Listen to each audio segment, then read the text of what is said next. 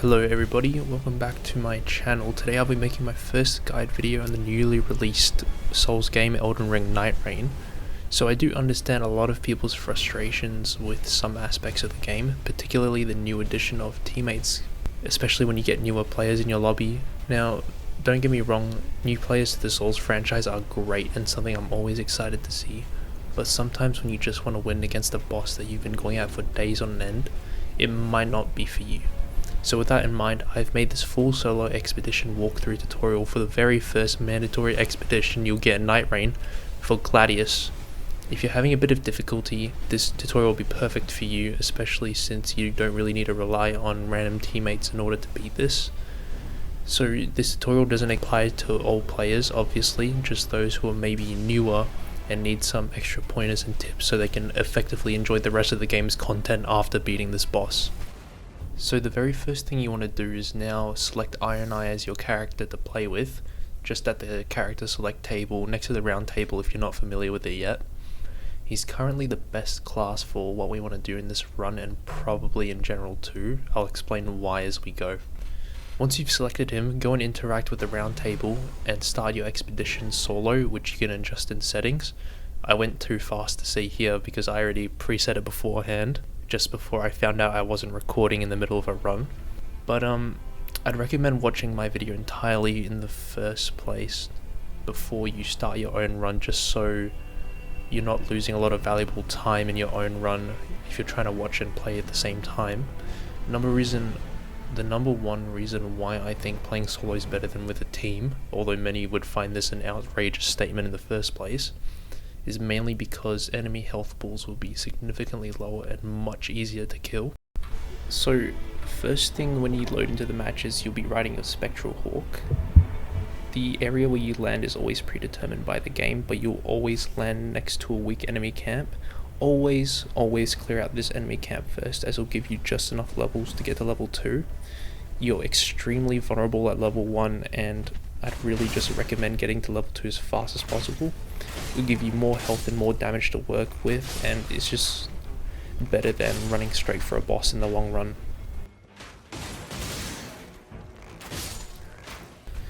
So as you can see, enemies can be cleared out a lot faster playing solo as opposed to a trio. I get lucky with some bow racks over here, and you can see even though I don't use these bows, I still pick them up anyways. This is purely because of something called passive effects. So under that weapon, you can see that it has an extra effect like guarding, ups, damage, negation, stuff like that. That basically means that even if you don't have the weapon equipped and it's just in your inventory, those passive effects still apply and give you buffs, even though they're not equipped, which is extremely powerful. And I'd recommend just filling up your inventory slots as fast as possible. That you saw I just got another Estus Flask upgrade to my Estus charges. I'd recommend just centering your route entirely around those churches and picking up all the flasks you can around the map. Don't ever neglect them. You want to have all 7 by the time you reach the final Night Lord. So really just plan your routes around them, and you can see I'm heading to a spectral tree to ride the Hawk because it will be on the way to another flask. But yeah, about weapon passives, I've seen a lot of newer players, by the time we reach the final boss and lose, you always see that inventory slots are just completely bone dry empty. This is something you want to avoid entirely because really they're just wasted if you just have 4 empty slots sitting around doing nothing.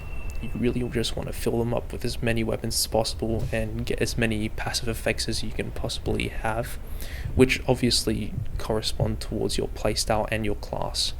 There's really no point having like a parry, a passive effect for an archer class at all.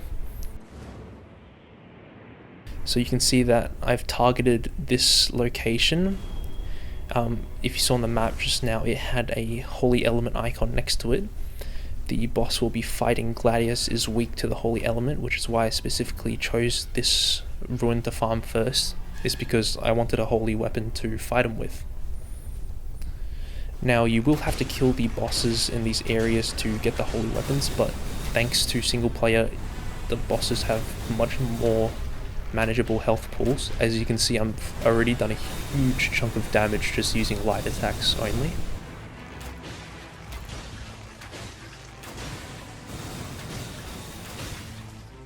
You can see I just got hit there.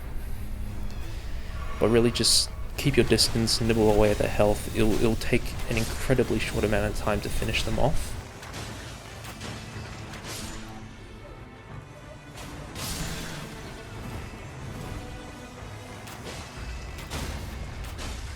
And there you have it. So now this siege sigil spawns and I can grab the composite bow from it. You can see that it has a red hand icon next to its effect, which basically means that rather than being a passive effect, this is an active effect where it has to be either equipped in my left or right hand for the holy effect to apply to the weapon. Since I've gotten lucky and found this is really just the main weapon I'm going to be sticking with for the rest of the run and upgrading, since it does exactly what I need to. Now the reason why focusing on a boss's weak element is so important is because it can do two things basically. Is one, it can obviously have a higher damage output on the boss as it'll be an element they'll be weak to. And the second very important reason is because if you use an element that the boss is weak to, it will build up stagger on them a lot quicker than, say, if you use a regular weapon that only deals physical damage. Now, the reason why stagger is extremely good in this game is because it builds up a good opportunity chance for you to sneak in heavy loads of damage, or just a good window for you to get a bit of distance between you and the boss. So I would definitely recommend incorporating the boss's weaker elements into your route just so you can get those as soon as possible. So now, as you can see, I've head towards a poison element ruin. And even though I don't need the poison element weapons that the boss will give me, the only reason why I'm going through here is just to get extra runes from killing the boss and all the enemies in the area. At this point, really what you want to do is just farming for as many runes as possible, like I am here.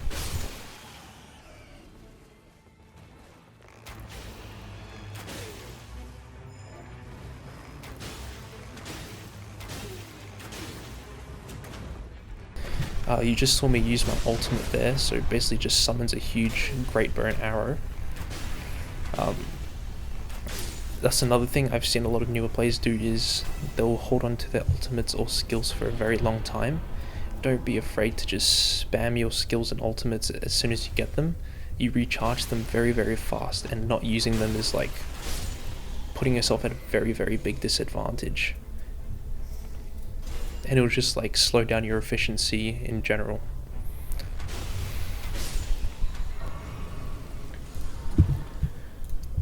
Essentially, the number one thing to bear in mind with this game is that any sort of time where you're not doing something is essentially very valuable time that you've lost, which can mean the difference in whether you win or lose a run.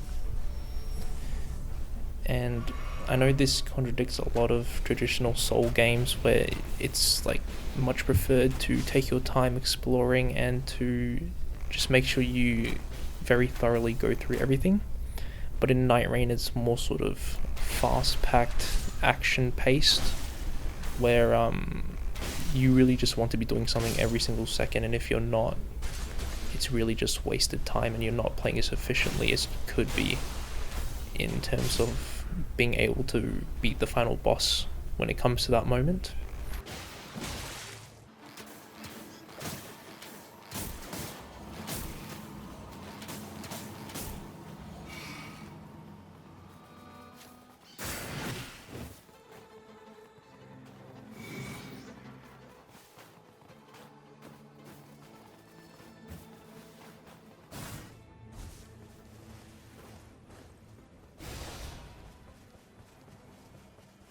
So as you can see, I ran past a Grace and grabbed an extra level, and now I'm heading towards this big bastion sort of area.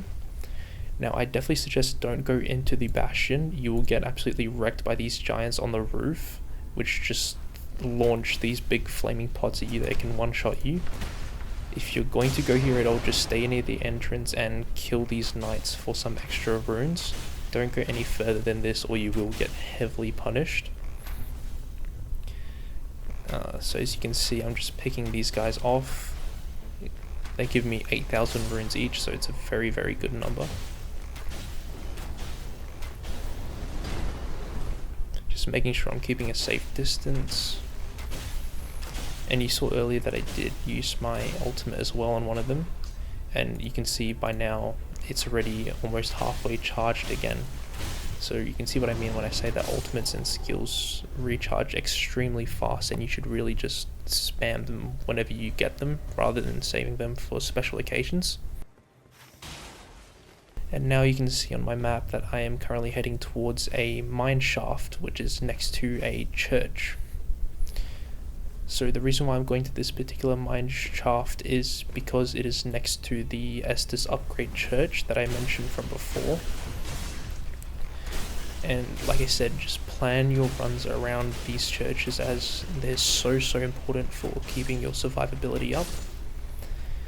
And also try to visit at least one mine shaft per run, specifically for an item you'll see me getting soon. So yeah, just grabbing an extra level before I go into the shaft. And this item that I'm talking about that you can get from mine shafts is called a smithing stone, but it's not like the regular blue smithing stone you can pick up from drops randomly. Instead, this is a purple smithing stone that you can only get as a boss drop from mine shafts, like the one I'm currently in. Now, this isn't the boss, bear in mind. This is just an annoying zombie. But going further down, you will see the boss. It's a big fire giant in a minute. Not all the mines have this boss, but some of them like this do, and it's a very easy boss to just farm for lots of runes and the smithing stone I want. Now the blue smithing stones that I mentioned earlier, they will only upgrade your weapon from a grey rarity to a blue rarity and nothing above that. I already have a blue rarity holy bow, so there's no reason for me to use a blue smithing stone at all in my run. Instead, what I want comes from this boss in particular, or just really any boss in a smithing, in a mine shaft, sorry. And you can see right there, I just grabbed the purple smithing stone, and you'll see in a second what the blue smithing stone looks like when I just look at it from a box.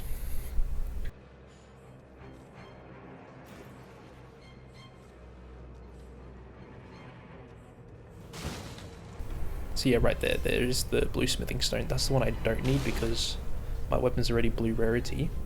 The purple one I have in my inventory right now will upgrade my weapon from blue to purple rarity. And you'll see why that's good later. I'll show you a comparison of the damage output. Essentially, it'll like almost double my bow's damage output, which will just be really good in the long run. And now I can head towards the church to get an extra Estus upgrade. Very important, don't neglect these. I definitely recommend having at least one or two of the Estus upgrades before you get to the first night boss. It'll just give you that extra safety margin of safety when you're fighting the boss. And then if you do get all three churches, by the time you reach the final Night Lord, you should have 7 Estus flask uses. You get 1 extra from defeating the Night 2 boss, if that's how you're wondering where the last 7th one comes from. And now you can see the small inner circle that the storm is closing around. That's where the first night boss area ring will be. My main goal at this point isn't to head straight there, it's to just go around the areas that the storm hasn't closed in yet and just farm as many enemies as possible, even if they're weak enemies.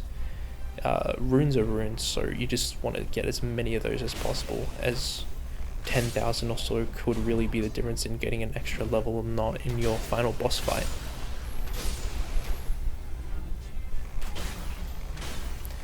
I like to call them dung beetles because that's pretty much what they look like. They drop talismans like the ones you just saw me pick up. They don't take any item inventory slots. They take up their own talisman slots, and they usually provide really good buffs, and you always just want to kill those dung beetles whenever you see one because they'll always drop a talisman.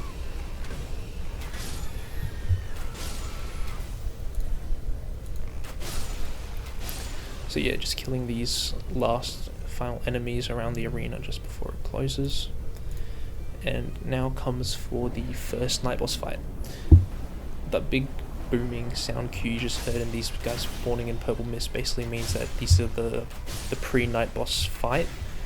You have to kill all these pre-night boss fight enemies before the actual night boss himself will spawn. That's always the case. I decided to use my ultimate here. Tried to get this sneaky bugger as well, but he ran just outside of my range. But yeah, the final night boss won't spawn until all of these guys are dead. And now yep, there he is, spawning right on top of me. So the night bosses you get will be random, and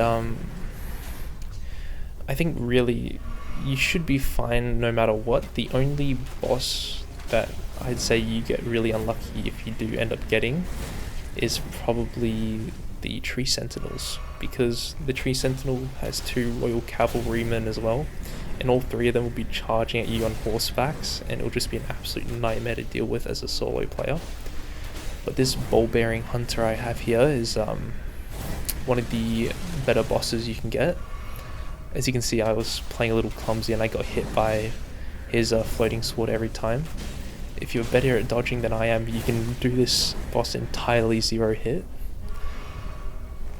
But not if you're me. He, in my opinion, is probably the easiest boss you can get. Don't be disheartened by the fact that you see me currently sitting on 0 flask. That just means that now I have to play a bit more carefully. Which is totally fine because I've already gotten him down to 1/3 of his health left.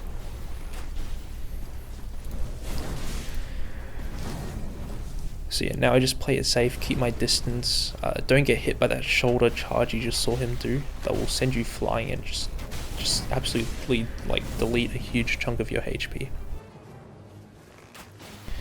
Now I think here's where I also explain my my skill, the mark. So I'll just replay the clip in a second, but you saw how I applied a red cross around my auto lock on target on him, and that's essentially my skill. So your skill as I is you'll dash past with a dagger strike, and then you'll get iframes during the strike as well, so don't worry if you run into the enemy while you use your skill. And then it'll apply a mark to them, and that's what the mark looks like. It'll be on them for like maybe around 15 seconds or so, and it will disappear after that time. But if you manage to get in enough damage, and the mark does increase the damage they take in as well, so it's always good to have that on recharge. But if you do get enough damage in while the mark's active, it will sort of expand outwards and explode while like blood sort of red.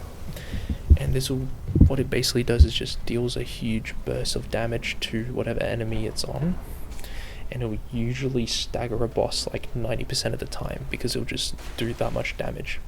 So it's very powerful, very hard to trigger in trios because it requires more damage to trigger. But in solo expeditions like you saw, it was just extremely easy to go off. Just took maybe 4 or 5 hits, and it already activated the burst. So yeah, now I just spotted another plant mini boss that would be easy runes. I didn't know it would take a stupidly long time to kill before I killed it, but it's what's done is done. To be honest, if I did know it would have taken this long before, I probably would have ran straight past him. But I decided to go for it anyways here. And the neat thing about playing as Iron Eye is you can really just stay out of the enemy's attacks the whole time, like I am right now. Really, you can just like keep pummeling it with huge amounts of damage while staying completely safe. And down goes the Miranda Blossom. So none of those weapon buffs were good for me, so I just decided to go for the rune buff. Although typically you don't really want to be grabbing that on the second day, as there's not a lot of time to farm left. I just did anyways because the other two wouldn't have helped me. You can see from the dung beetle I just killed as well, it gave me a really neat talisman which gives me extra damage at full HP. You might recognize the Lloyd name from some items in the Souls games, but they'll be very useful to us since we don't plan on getting hit too much.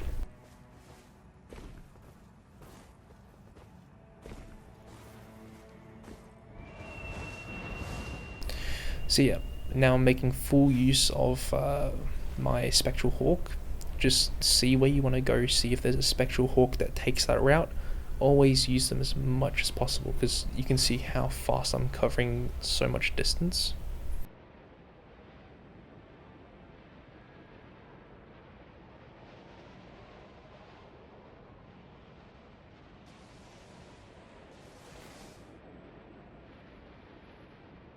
I was gonna hit this rune as well along the way because I may as well if I have the time. But yeah, this is just still planning my whole route along those churches.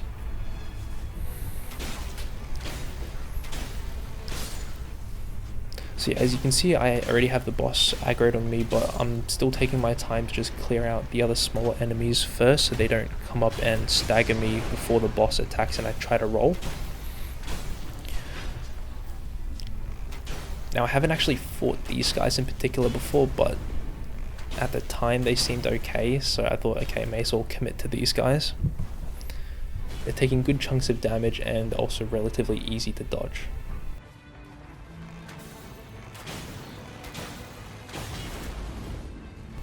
I say that and I think I get hit somewhere around here.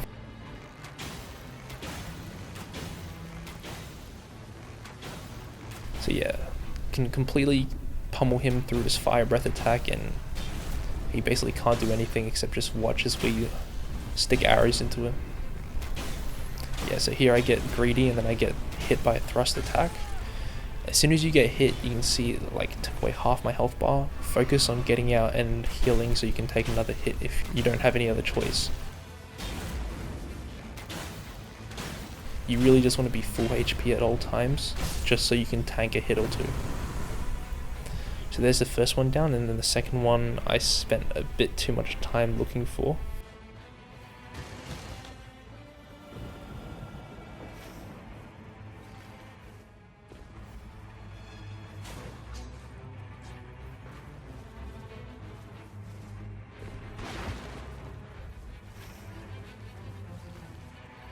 And I realized, oh yeah, he's over here, as I run right past him. So yeah, I just clear out these smaller enemies first, just make sure about that. And then this one seems like a more magic type of cat statue.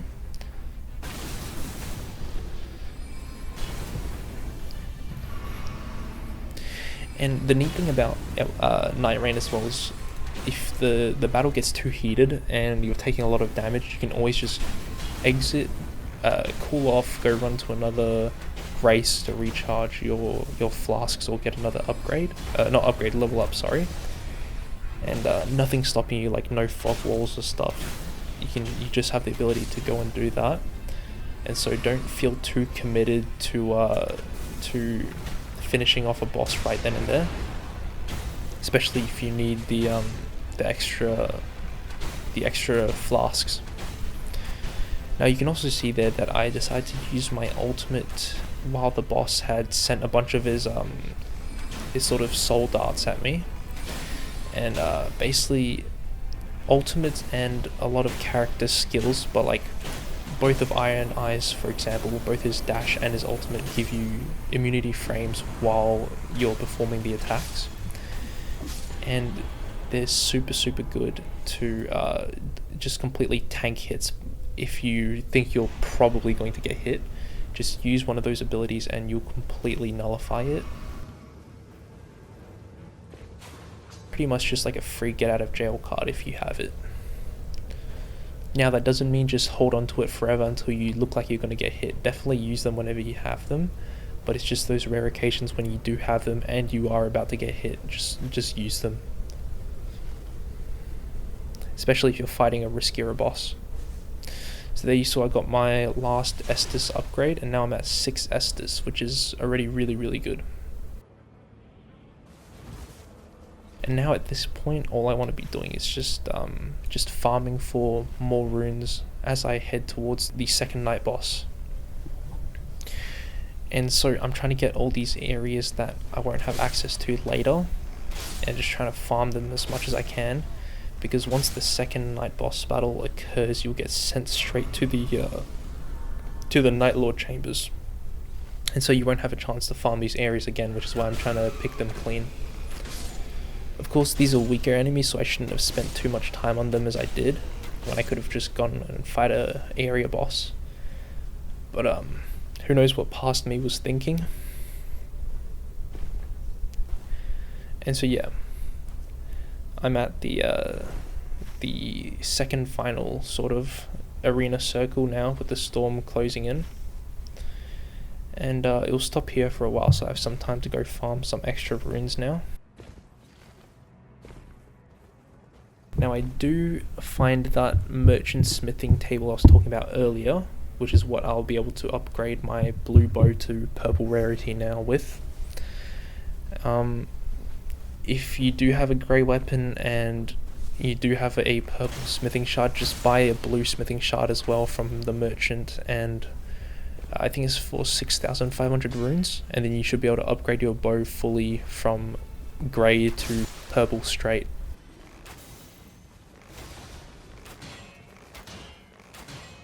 Now, you could have seen the difference there. I did kill one of those hat guys just before I upgraded my bow to purple, and it took 2 hits to kill him, but as soon as I upgraded to purple, it just completely overkilled him with 1 hit.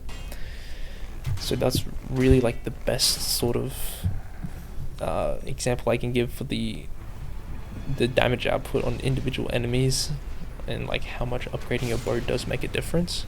This time I'm not sure why this happens, but the undead in the area are always attacking this particular boss for some reason. Now I'm not complaining at all, because it does definitely help me, and it takes a lot of the attention off me, because I just utterly despise this boss and his grab attack. But yeah, down he goes and gives us some extra runes. Really, you just want to be filling up your inventory with things that will help you in the final Night Lord fight at this point.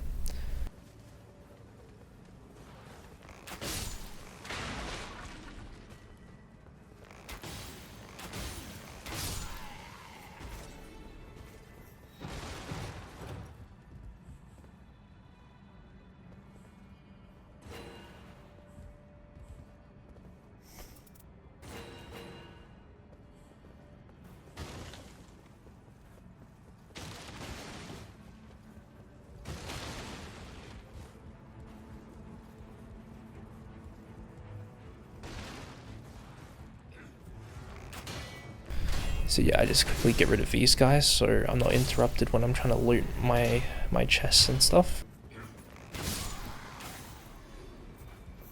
And this chest right here drops something called a stone sword key. Now, a stone sword key basically lets you go to these particular areas around the map, and you can summon bosses at those points. You can go for area bosses which are like indicated by the big dragon heads around the map if you are feeling confident, but I wouldn't suggest it, especially on a solo run. It really depends on what type of boss it is, but generally they're usually too hard. But if you head to one of these dark sort of grace areas, I know it's not a grace, but it looks like it, and then you go down there, you'll see like there's a big summoning platform, and you use the key on the imp statue. It will summon like a boss for you to fight, just for extra runes and maybe some last minute good items to get off them. I wouldn't recommend doing these bosses until maybe you're around level 6 or so, otherwise you will be fighting for your life a bit. So you can see at level 10, I'm just absolutely overpowering him.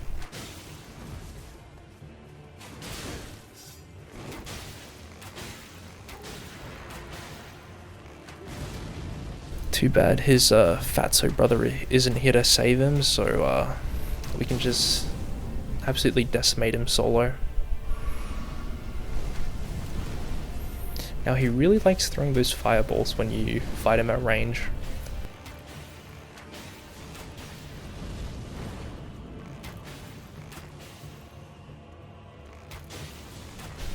Got a bit too greedy there and they got hit by another fireball. And as you can see, dashing through him with my skill attack while also applying the mark just completely threw him off as well. So yeah, I decided to go for 20,000 runes just for an extra level before the final boss. And now I just farm as many enemies as I can along the way to the final sort of area.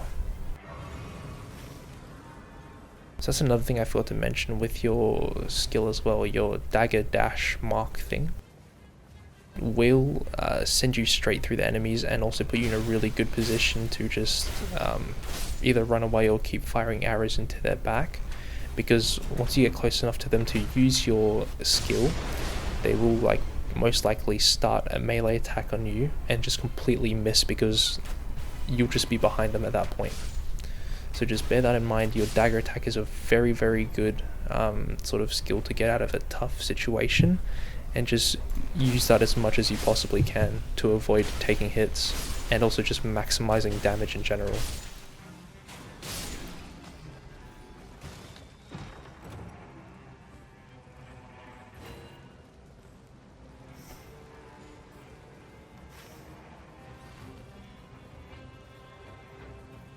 I'm pretty excited to see whether they do decide to nerf Iron Eye or not in the future, because as he is right now, he is extremely broken.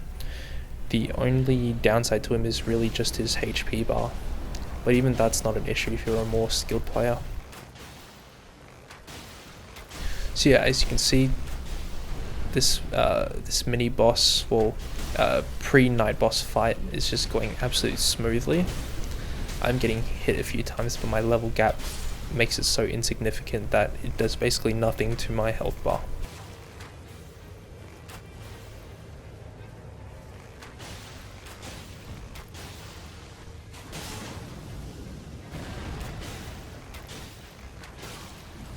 So yeah, don't get hit by as many flying skulls as I did. That's pretty bad. I activated my mark on him, which instantly just drained the rest of his HP bar away. And now it's revealed that we are fighting the Fell Omen. Now I'd say out of all the bosses you can possibly get, Tree Sentinel's definitely by far the worst, but Fell Omen is a close second. As you saw with that jump attack pummel he just did, some of his attacks are very, very well choreographed and you can see them coming a while away. The issue with Fell Omen is more that he just barrages you with attacks. As you can see here, he just entered phase 2 and he's starting these big slashes on me. They're very delayed, so make sure you wait until you can see them before you dodge. You'll just know when he uses this attack because he'll pull out the big red blood sword he's currently holding. But just keep that in mind. I'll go through all of his other attacks as well. So there's these volcano things he's currently using, which will send you upwards if you're not careful. And then he has this double sort of slash ability, which is super dangerous. Took out most of my HP in it. He's got this sort of frantic slash. Whenever he pulls out his hammer like he did just then, that means it's usually going to end with a big slam attack. So be very careful with when he pulls out his hammer, because that usually means he's going to end with an AoE attack. So even if you're not standing directly under him, you'll still probably get hit by the hammer regardless. Throws this big spear. He has raining down holy swords. Pulls out his big hammer again. There's the slam. and now he just starts throwing daggers before I finally finish him off. Really, with Fell Omen you can kind of panic roll, but don't do it too often because he is very good at punishing you for panic rolls, so just bear that in mind. You will just get better and better at beating him with experience, so just don't worry if you can't beat him the first time, just keep on trying. So yeah, I get a Wending Grace from him. Now this is a really good item. The Wending Grace will essentially just let you rise from defeat one time, so when you get sent down by a boss you can just have that in your inventory and it will automatically revive you at full HP. It's an extremely overpowered item, and even the merchant here you can see is also selling another Wending Grace. Don't forget to pick up the extra level up when you get into the pre-boss fight room as well. And as you can see, I bought a second Wending Grace. This was an incredibly lucky run by getting 2 by the time I reached the final Night Lord. Of course you don't need them to beat him, but it's just a very good item to have, just in case.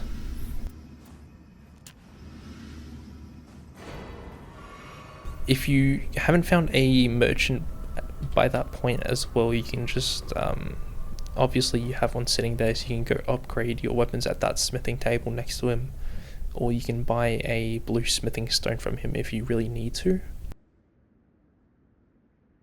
But by that point you should already have your equipment upgraded to purple, and that final level you should be around level 12 to 13 by the time you go face off against the final Night Lord, so Gladius. So as soon as you hit the doors you'll be pushed into the Gladius fight, so just bear in mind about that.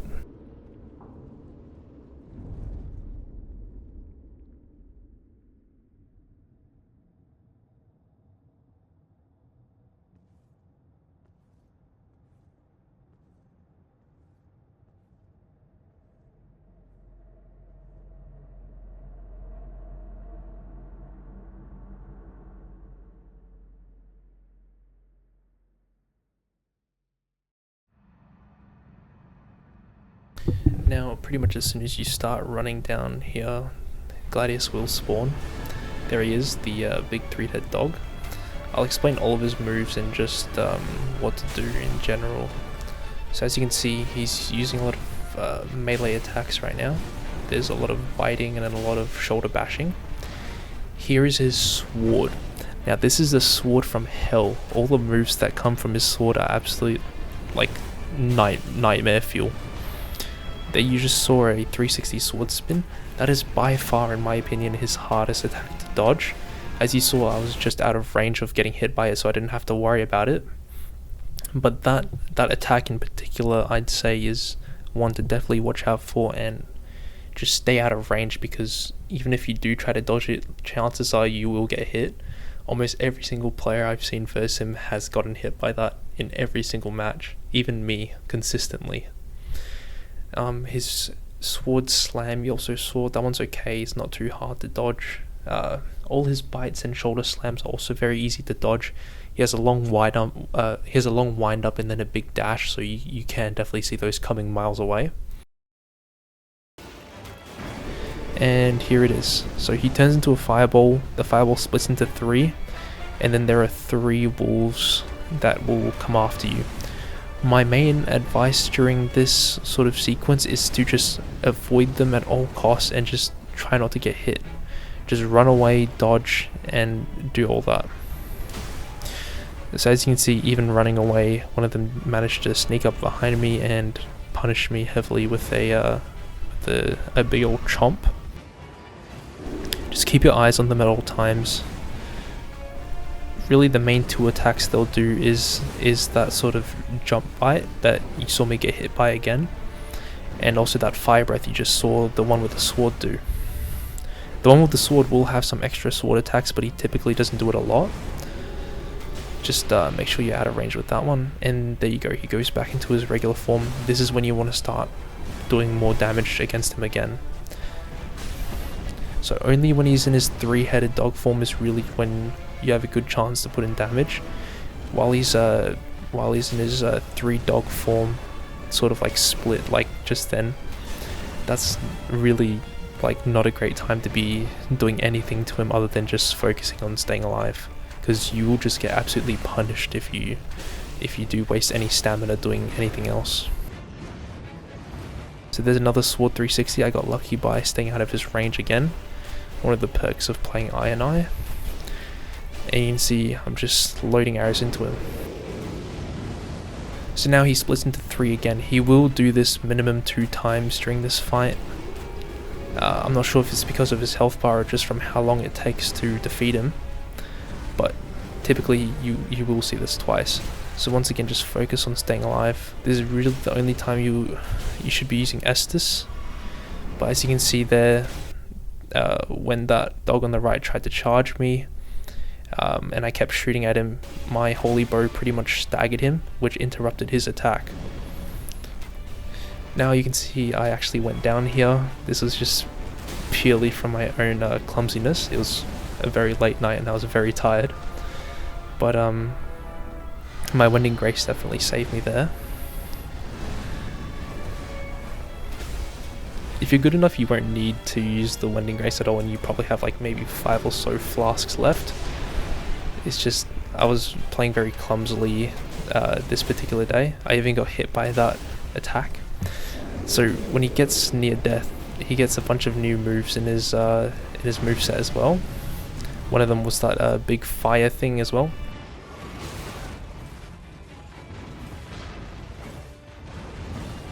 And then after that, he's got that fire plunging sort of attack, which is also very easy to dodge. And there you have it, Gladius defeated. Only 1 Wending Grace used. You shouldn't need any if you're better than me at the game, which I assume most of you are.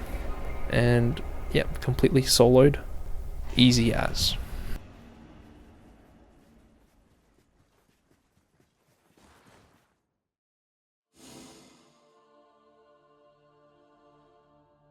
As for the rewards, you will get a bunch of runes per normal, but you'll also get some extra things like this old pocket watch, which we'll be using in a second. And then you'll get a special you'll get a special relic from Gladius as well, called the Knight of the Beast. Now this is great for if you're choosing to continue with Iron Eye. You can see why, just purely based off all the stat bonuses it gives you. But I'll let you play around with relics later. Just use whatever works and whatever you like. The night has been vanquished. After an age of struggle. This is a fine achievement for which I am grateful. Indeed, a promising first step. Now you pretty much unlock the rest of the map now, and you can fight all the other bosses. However, and it unlocks like a lot of the other game functions from this point onwards. So really just beating that first boss is really the biggest hurdle in my opinion. Now from this point onwards, I'm just going to show you something a little bit extra in case you haven't seen it yet or if you haven't unlocked them yet. But basically there are 2 unlockable characters you can go around and get in the match. The first one will be the Duchess, so that old pocket watch you saw us get on our expedition, and the white robe lady, the old pocket watch, and I'll just let you see for yourself.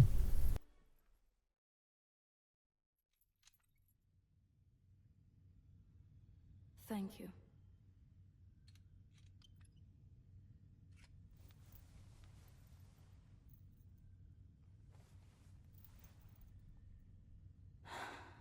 I've had quite enough of all the ceremony.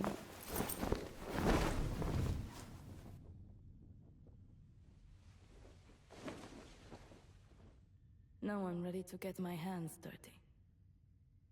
And so yeah, big reveal, turns out she is the Duchess, one of the playable characters which you will have now unlocked after handing her that pocket watch. We'll sway this Night Lord yet.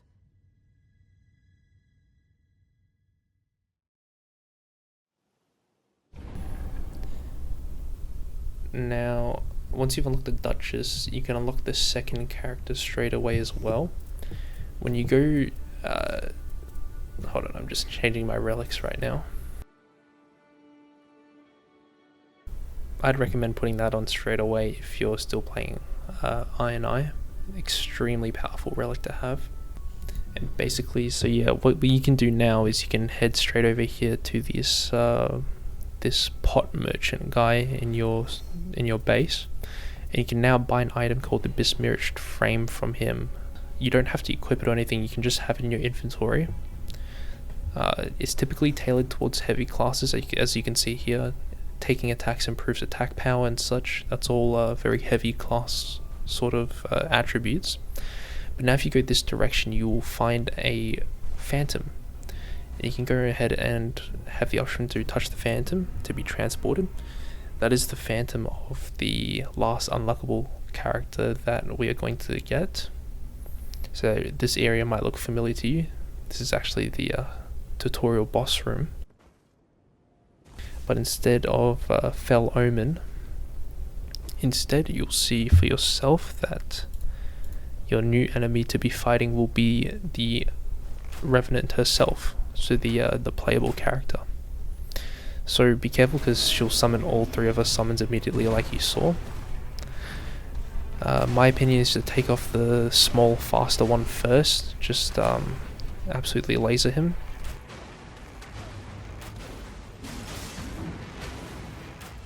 You can just completely like stagger lock him. And now focus on the bigger guy. The skeleton won't attack you unless you get too close to him at this point.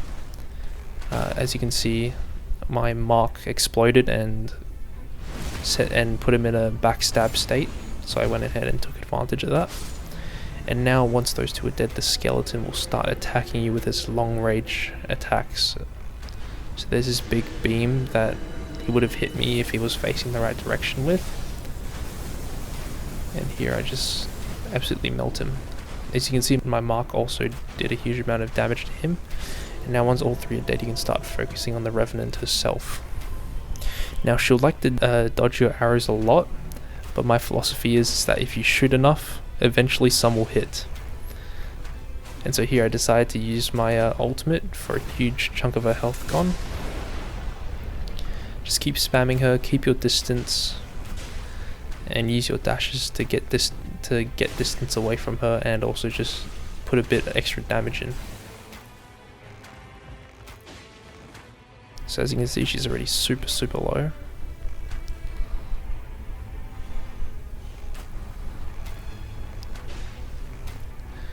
Absolutely fighting for her life right now without rolling. And there you have it. The Revenant defeated.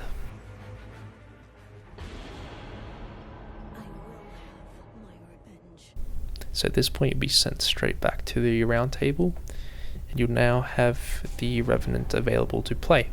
So just to show you, here are both the two characters. You can now have the option of playing if you'd like. And that's about it for this tutorial video. Thank you so much everybody if you've watched up to this point. I know it's been a pretty long video, but I really do hope that it helps you at least in some way if you're doing solo expeditions from now, or if you just needed a little bit of some extra tips and guides on how to beat the first expedition boss, because I know it took me around like 10 or so attempts just to barely beat him with like one slither of HP left.